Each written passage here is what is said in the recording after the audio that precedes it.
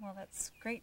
We were very happy to do that. The Stewardship Council considers it to be extremely important that property owners across the county become educated about their wells and understand about potential sources of contamination and what they should do and how often to test their water and all those kinds of day-to-day questions. So we were happy to do that. Thank you very much. And while we're on the topic of contamination, what sort of things should we be looking out for, Pat? Well, as a homeowner, if you are a resident, then you might be looking out for things like the gas that you use for your lawnmower, making sure that you don't leave the gas can sitting right beside your well in case it tips over. Tying your dog to your well, and looking manure, using fertilizer really close to the well. And on a farm, you would also be looking at the same kinds of issues, but on a different scale. So if you have your well located right beside your barnyard and you have animals in that yard, then obviously the potential for contamination from manure is very high. So things like that. So Heather, if I wanted to get my well tested, how would I go about getting in touch with you? You can call the Peterborough Greenup office at 745-3238, and I can help schedule your appointment. It takes about 2 hours.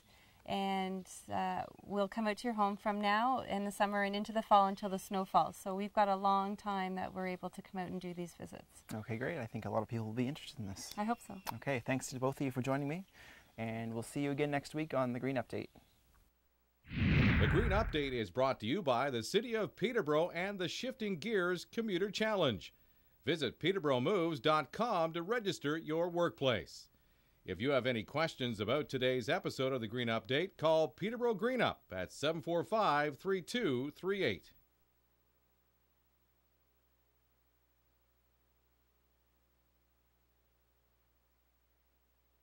Hi everyone, thank you for joining me today for the Green Update. My name is Matt Higgs from Peterborough Greenup, and today I'm at the greenhouse of Paula Anderson, and Paula is a local grower who grows for a food co-op. And Paula, tell me what a food co-op is. Well, this particular food co-op is called By the Bushel Community Food Co-op, and this particular one is a multi-stakeholder co-op. So it has a producer's component, a worker component, and a consumer component of this cooperative. Okay, and what are some of the benefits to joining a co-op? Well, there's benefits for all the different member groups of a co-op. For the consumers, it means that you actually have a say in what's being produced in that co-op. A co-op means that it's one member, you have a vote, one vote in it. And the same goes for the producers, is they actually have a say in what is going on in the cooperative. So it's not just a wholesale sale for them or something like that. They actually have a say in building a community around food. Okay, and in this particular co-op, it's more than just growers and producers involved in it, right? That's right, and there's also workers involved as well. Those are the folks that are helping get the food from the producers, the local producers, to our local consumers, which is so important in developing a local food system that's really sustainable. And local consumers are invited to join as well. Absolutely. One of the really nice things about the By the Bushel Community Food Co-op is that it allows and offers really great local certified and ecologically grown products right from our local producers, and it's one way that local consumers can actually access all of those growers. Oh, nice. So yeah, it's really fabulous because you can't always find that in all the other places. Our farmers markets are wonderful, but sometimes it's hard to find those particular things you're looking for, especially if you're looking for top quality food. And so this is one of the things about By the Bushel Co-op, is that we're really able to tie into those growers that are doing a really fabulous job of growing and doing it ecologically sound way, and so you're getting top quality food and linking that in at a reasonable price for our consumers. Okay, and speaking of food, what types of produce can we get? All kinds of produce, starting in the spring, from your salad mixes to your snow peas and all of those kind of things, all the way through the fall and into the winter with your potatoes and your squash. And we're going to be having beautiful heritage tomatoes this year, and just all kinds of stuff. So you get the whole seasonal variety of product. And tell me about Super Thursday. Super Thursdays, what we're doing is, well, first of all, we're offering a 21-week basket program, which is really fabulous. And then the third Thursday of the month, which is our co-op days, you're able to actually go online and pre-order products that are from our local producers, such as ecologically raised meats and maple syrup and wild rice and things like that. You can order them, and on the third Thursday of the month when you come and pick up at the depot, you have your other products as well, which is really fabulous. So the co-op not only provides an access to produce, but all those other products that are grown right on our farm that are sometimes a little trickier to find. Okay, and quickly, how do we sign up? Well, the easiest way to do is go online. So go to www.buythebushel.ca. Really easy, and on there it has all the information on how to contact us and how to sign up. Okay, it was great talking to you today, Paula. Thank you. All right, and thank you for joining me today for the Green Update, and we'll see you again next week. The Green Update is brought to you by the City of... Hi everyone, thanks for joining us today for the Green Update. My name is Matt Higgs from Peterborough Green Up, and today I'm out at the Hazardous Waste Depot on Fido Road here in Peterborough, and I'm joined with Virginia Swinson. She's a Waste Reduction Programs Coordinator for the City of Peterborough. And Virginia, you know, I've never seen so many TVs and computer monitors in one place. Why are they here? Well, since April 1st, we have been able to accept televisions, which is brand new for the city. We take them here to be recycled. So this is basically a provincial program that began April 1st. Residents can bring the TVs, there's no charge. They can also bring any other electronics, which we've always collected down here at the depot, but televisions is a new addition to our program. Okay, and how many televisions can one person bring in at a time? There is a limit, two televisions each visit, just so the guys here aren't overwhelmed. We ask that the quantities be kept basically to household quantities, and for televisions in particular, only 2 per visit. There is also a limit on the size. We can't take anything larger than a 52-inch screen. Okay, I know, I guess a lot of people have the big ones, so they're out of luck, unfortunately. Well, if they have the great big screens that take half a wall, at this point, if they need to get rid of them, they would just have to go to landfill, unfortunately. Okay. And the pesticide ban that was recently passed, I understand there's a lot of those coming in as well, banned pesticides. Of course, we've had it in the city for a couple of years, but there's a lot of promotion, publicity about it, so they've seen just in the last day or so a lot more of the old unused pesticides coming in here. Because we take all hazardous materials here, including electronics, but also the pesticides, paints, oil, propane tanks, batteries, old pharmaceuticals, anything from the household that is potentially toxic to the environment and we don't want in the general garbage stream. Okay, and this just isn't for the city of Peterborough. If you live in the county as well, you can also participate? Yeah, that's right. This particular depot on Fido Road is open to all city and county residents. And what are these buildings here behind us for, Virginia? Well, there's a number. Most are for storage of material before it gets shipped out, but we do have one reuse building, and that's where we put any paints or other products really that can still be reused. We get an awful lot of full cans of paint, for instance, perfectly good. It's a shame just to ship it off to be recycled. We put it in the reuse building, and people are welcome to come and pick that up free of charge. Okay, and what time is the facility open here? We are open 4 days a week, Wednesday through Saturday, 8 a.m. till 4 p.m., and that's year-round. Okay, and there's no charge to bring anything here? There's no charge. We used to charge for monitors. That ended as of April 1st, so the only thing that there is a charge for are the fluorescent tubes. If you bring in more than 12, there is a $1 per tube charge. Otherwise, everything here is free of charge. All right, sounds good. I think we should go check out the paint, Virginia. Okay. Yeah, let's do that. Thanks for talking to me today. Thank you. And thank you for joining me today for the Green Update, and we'll see you again next week. The Green Update is brought to you by the City of Peterborough and the Shifting Gears Commuter Challenge. Visit peterboromoves.com to register your workplace.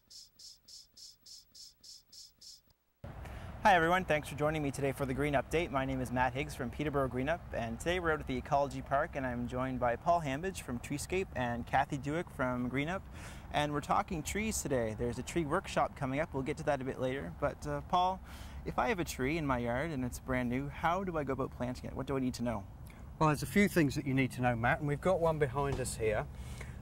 This is a containerised tree. Okay. It comes in a fibre pot. Now what we need to remember as a general rule is that we dig a hole as deep as the root collar. So take that measurement there, Okay. plant your tree, but don't go any deeper than that. When you dig your hole, try to make a saucer-shaped hole and make it as wide as possible. Okay. That will relieve all of the compaction and the solid soil around there and let the roots grow. And then, remember, the first year we should always water it as much as possible.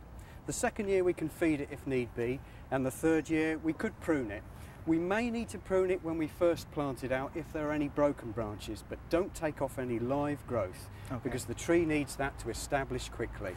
So how do I go about watering my new tree, Paul?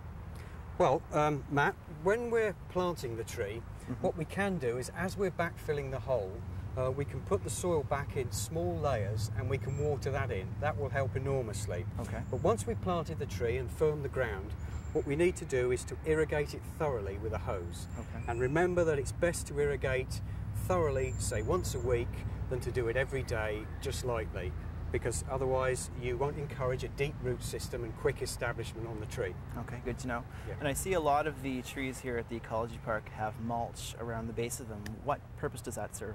Well, if we mulch around the base, that will conserve the moisture. It will also keep people away from the tree, maybe mowers, whippersnippers, and it will also stop competition from other plants, especially grass. That's the most important thing. That will compete with the tree and make it much more difficult for the tree to establish. Okay, and once the tree's in the ground, I'm assuming the first year or two are pretty crucial to its growth. Is there anything we should know about caring for it? Absolutely, yes. If we've got a good root ball and it's come in a pot, for instance, it should have enough weight to support itself. We may need to support it with a stake, perhaps, and an elastic tie, something like that, to stop it chafing the stem, but only in the first year until it's established, because we want it to develop a nice strong stem without support. Exactly. And thereafter, just irrigate and keep mulched in the first year. In the second year, we can put some feed on it if we want, to give it a bit of a boost.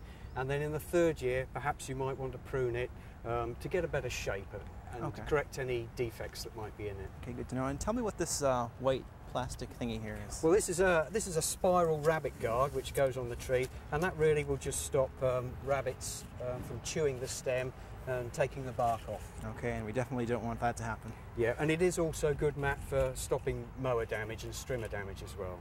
Thanks, Paul. Kathy, tell all the Newswatch viewers about the workshop we alluded to earlier. Well, we're very lucky that Paul is going to come in and do a workshop for us at the Ecology Park on Sunday afternoon, June the 14th.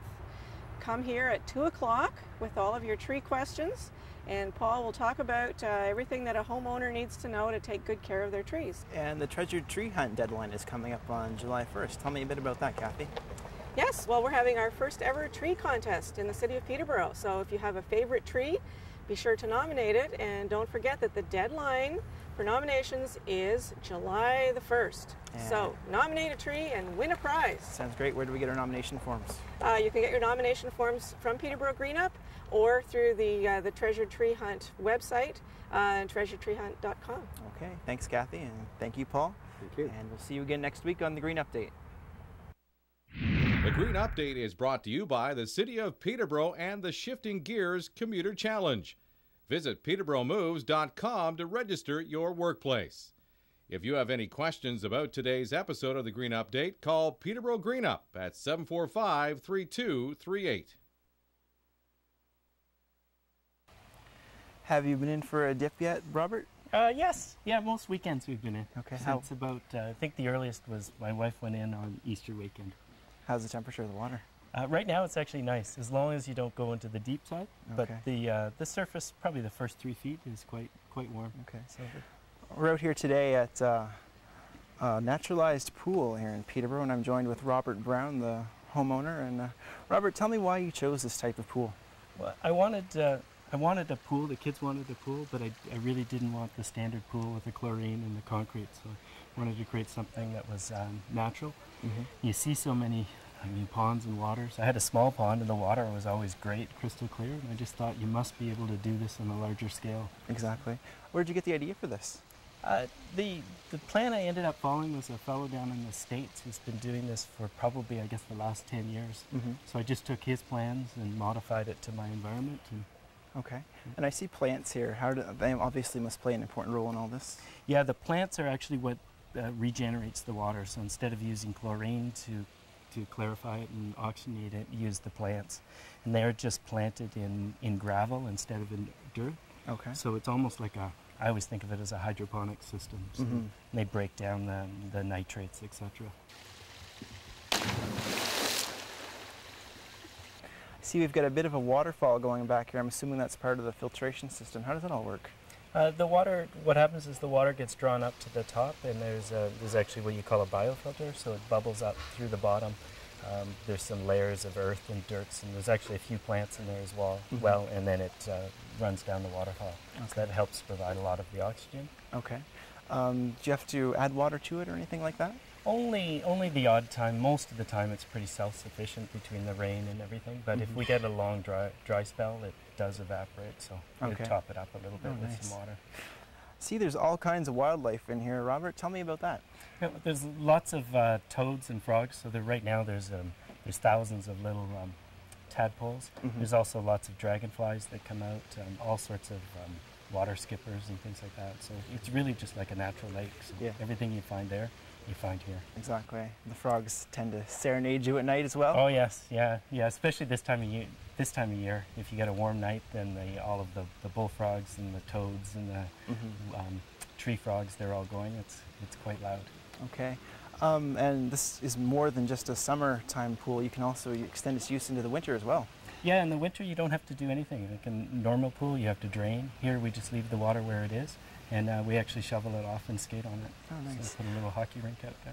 What sort of advice would you give to someone who is looking to go into this sort of a pool?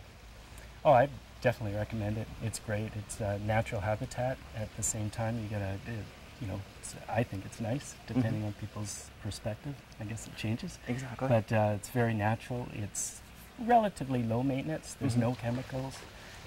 It's more like gardening as opposed to cleaning. Tell me a bit about the installation process, Robert. I did most of it myself. What we did was I had an excavator come in to dig the hole, obviously, but then it's a great big rubber liner, so we just had to place that. The other major obstacle was building the interior wall. So it's an interior cedar wall, so it's about 4 feet high, submerged, and then it was filling up the exterior with all of the rock for the plants. Okay, sounds interesting. Perhaps we should go for a dip. Sure. All right. Thanks for joining me today for the Green Update, and we'll see you again next week. The Green Update is brought to you by the City of Peterborough and the Shifting. Well, I rarely need an excuse to find my way into a pub. This time I have one. And that's because I'm invited here by Doug Warren, who's the brewmaster at the Old Stone Brewery. Doug, why do you have me here today? Well, I've invited you here, Donald, to sample our latest seasonal beer, Harvest Hastings Homegrown, which is unusual in that it features some locally grown produce. Great. Some locally grown wheat and hops. And we have some of that here in front of us. Why don't you tell me a little bit about what we have here? Okay, well, we'll start with the hops, because it was brought to my attention that Steve Tubb and Louise Livingston, who have a farm near Stirling, have been growing hops recently, and I was able to get in touch with them and take a big chunk of last year's hop crop to use in this beer. About 70% of the hops in this beer are locally grown. Oh, great. And they also have a neighbor, Patricia Hastings, who grows authentic, organic Red Fife wheat, the heritage brand that originated in the Peterborough area. So I was able to get some of that from her, and about 7% of the grain used in this beer is locally grown organic Red Fife wheat. This is great because it means that you've reduced a whole bunch of road miles, you've lessened your carbon footprint, which makes you, a good corporate citizen, a good environmental citizen. But is there more to the story than that? Well, I've been brewing here for about 1.5 years, and every so often people do approach me and ask me where the raw materials come from, and I tell them, well, the bulk of the grain comes from Alberta, and usually the hops come from Washington State in the United States, or sometimes Germany. And they often ask, well, can't you get stuff closer to home? And hops and barley haven't really been grown extensively in Ontario for well over 100 years. So really, this is a new phenomenon, being able to actually get locally grown grain and hops for brewing. So it's a return to the old days, I guess. That's great. So this is the first time you're out of the gate with something that's primarily local. now that you've had some success with this, and I've tried the beer, and it is a success, where do you see yourself going now with it? Well, I'd like to continue with it. I think I mentioned I used up most of Steve and Louise's 2007 hop crop. They have planted more plants this year, so I hope to have some of this year's harvest, which usually hops are usually harvested in September, so I'm hoping that by September this year I can do it again. So I mentioned road miles before, and beer does travel a long way before it gets to the average pub. How far does your beer travel before it gets to a table, say? About 10 feet directly over our heads right now. So again, we're eliminating the carbon footprint there. And tell me a bit about the packaging, because people are always talking about reducing packaging. Well, our packaging are tanks about this size. They're completely reusable, and yeah, the beer is dispensed in bulk, about 700 liters at a time. So it's no not glass, even a keg? No kegs, no. The tanks are washed between uses, and they're ready to roll again. And the one thing I loved about the waste that you finally do generate, because you do end up with, I guess, some waste product from the beer itself, and where does that go? Well, there's spent grain, which is kind of like a messy-looking porridge by the time I'm done with it, but it makes excellent cattle feed. We send it up to a farm near Lakefield, where Ken Smith has a beef farm. Okay. And we actually end up buying some beef back from him. So the ultimate in recycling. Absolutely. So it's going back to the earth and then back to us again. Thank you very much, Doug. I'd be really remiss if I didn't try this out before I go. Really, I'm taking one for the team. It's only because it's local. But I'm Donald of Peterborough Green Up. This has been the Green Update, and cheers. Oh yeah. Thanks. The Green Update is brought to you by the City of Peterborough. Peterborough is a great place to cycle. On the trails, to work, to school, or to a friend's house. Get out and get active by cycling. A message from the City of Peterborough.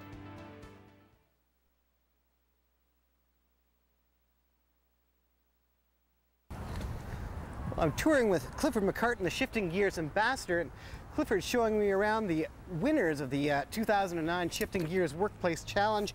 And Clifford, what are we doing here? Well, Donald, we are here at the Ministry of Natural Resources, which is actually the large category winner for the 2009 Shifting Gears Workplace Transportation Challenge. Now, I don't want to tip things off right at the beginning of the show here, but instead, I want to know, what is Shifting Gears? Well, Shifting Gears is a month-long transportation competition and campaign where we encourage area workplaces to support their employees to try something, a new way of getting to work. So this includes walking, biking, busing, carpooling, and telecommuting. Okay, so that being said, we are at the M&R at Robinson Place, and we're here because they're the large category winners. Drumroll, who else won? Well, in the medium category, we had Trent Metals, which is a really exciting workplace to be winning because they're located in one of the industrial parks south of the downtown. In the small category, we had a tie for Stickling's Bakery in CIBC Woodgundy. Okay. And in the micro category, we had Have You Seen, the video store. And from what I hear, the real winners, and congratulations to all these guys, it's great, the real winner here is the planet. Yep, the planet Earth has really reaped the benefits of our work with Shifting Gears, our collective work with Shifting Gears. We had over 1,080 participants, so nearly 1,100 people, doing almost 24,000 Shifting Gears trips over the course of the month, which amounted to almost 190,000 kilometers, which is 4.5 times around the planet by using the walking, biking, busing, carpooling ways of getting around. That's absolutely incredible. And I know that you're promoting this all through the month of May, and people walk, people biked, they carpooled, they did all these things, and now what? Well, the program itself may be over, but there is a great opportunity for people in Peterborough to continue taking on these kinds of these ways of getting around, whether it be to work or doing small errands with their family. Peterborough has a great infrastructure for supporting biking and walking and taking transit. The Peterborough Moves website, peterboroughmoves.com, is chock full of great resources to provide people kind of any answers to questions that they may have about, biking throughout the rest of the summer or walking and other things. Now, Shifting Gears ambassador, you've had a lot of face time. You've been on TV, in the newspaper, workplaces across Peterborough, you've been on the radio, you're somewhat famous, but you're not alone in this, are you? Yeah, well, actually, Shifting Gears is put on, it's by a partnership called Peterborough Moves, which is a group of organizations across the city, including Peterborough Green Up, the Peterborough County City Health Unit, Wild Rock Outfitters, the City of Peterborough, and Transport Canada. So we have a really large kind of group of organizations that are all working really hard to make this program a success. But there's only one ambassador, and I know that one of the things that you love as ambassador the most is getting it there and showing people that you get around using your bike. And well, why don't we show off a bit more? That sounds like a great plan, Donald. Okay. Once again, I'm Donald of Peterborough Green Up. This has been the Green Update. We'll see you next week. Now, Clifford, where are we off to? I think we'll make our way down to Trent Metals. It's a bit of a trek, but you can do it, Donald. No worries at all. Have bike, will travel. The Green Update is brought to you by the City of Peterborough. Peterborough is a great place to cycle, on the trails, to work, to school, or to a friend's house. Get out and get active by cycling. A message from the City of Peterborough. Kathy, did you bring about all this rain we've been getting lately? No, I'm not responsible for it, but the plants are very happy for it. I bet they are. We're out here at Ecology Park today, and we're talking about gardening for birds and butterflies, and I'm joined with Kathy Dewick. Kathy, why do we want to attract birds and butterflies to our gardens? Well, personally, I think that birds and butterflies and actually many different kinds of insects are just as beautiful to look at as are the flowers. Okay. So this is our wildlife garden at the Ecology Park, and everything that we've planted here has been planted to attract various kinds of birds and butterflies. Okay, and what sorts of plants should we grow to bring in these birds and butterflies to our gardens? Well, certainly native plants are wonderful. We have some native plants here, such as the lupin. There's a blue lupin right here that the hummingbirds love, and it's also a host plant for some butterflies. But there are also some wonderful exotic plants, such as these delphiniums. Just the other day, we saw some hummingbirds here sipping nectar from the delphiniums. And the little oxeye daisies, the little white daisies, are great nectar sources for butterflies as well. Oh, excellent. And I see a birdhouse in the background here as well. Is that important to bring in the birds? Absolutely. There are a number of different kinds of birds that need to have a cavity, that's a hole, to nest in. And in the city, very often when trees are old and dying, we cut them down, and so we lose habitat for the birds, so we can replace that by putting up bird nesting boxes. Okay, and what about for food for the birds? It's important to have that as well, I'm thinking. Absolutely. Berry bushes. There's a currant bush here just in front of us, which is just laden with berries. A number of different kinds of birds love to eat those. There's many other berry bushes that can be grown. Certainly flowers for hummingbirds right behind us here. There's a lovely red blooming weigela, which hummingbirds also love.